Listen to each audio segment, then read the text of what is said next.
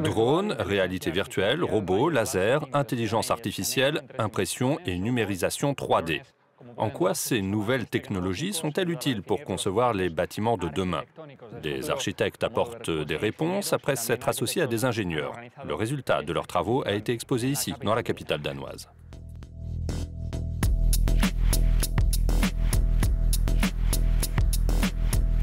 Ces pièces ont beau être hébergées par l'Académie royale des beaux-arts du Danemark, elles n'ont pas qu'une valeur esthétique. Elles ont été conçues par 15 chercheurs qui, grâce aux derniers outils numériques, ont repoussé les limites du design architectural. Leurs matières premières, argile, filament, béton ou encore bois. Parmi les modèles réalisés, ces plateformes structurelles en fibres de carbone et de verre ont été élaborées par des robots capables de créer des formes géométriques complexes, résistantes et aux multiples fonctions. Ce matériau a des performances supérieures tout en étant très petit. Il est ondulé et minuscule. Pour vous donner un chiffre, ce matériau est 5 fois plus résistant qu'une structure en acier que l'on trouve dans n'importe quel bâtiment, alors qu'il est 5 fois plus léger. D'autres chercheurs ont travaillé sur des matériaux qui peuvent se déformer pour produire et stocker de l'énergie. Placés sur la façade d'un bâtiment, ils fonctionnent comme une seconde peau robotisée, respectueuse de l'environnement et à haute performance énergétique.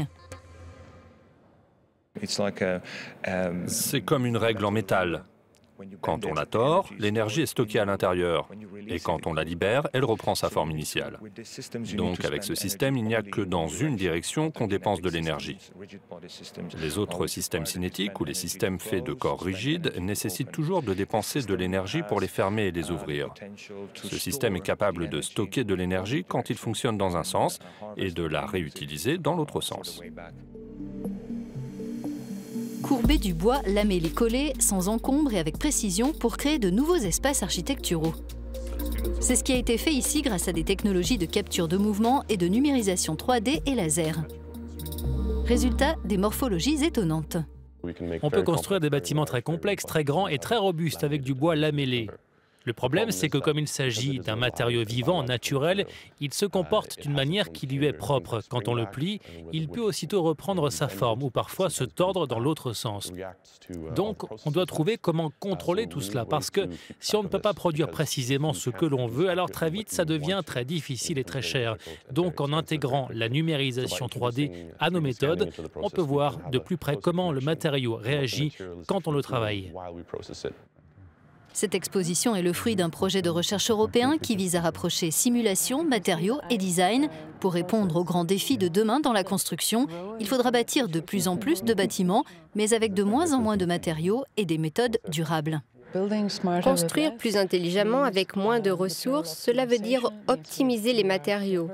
On devra être ingénieux dans leur utilisation, on devra construire en étant plus léger. Et plus léger, cela ne veut pas seulement dire moins de matériaux, comme un petit morceau de bois. Ce sera aussi plus léger dans le sens où il y aura moins de transport, moins de poids et moins d'impact sur l'environnement.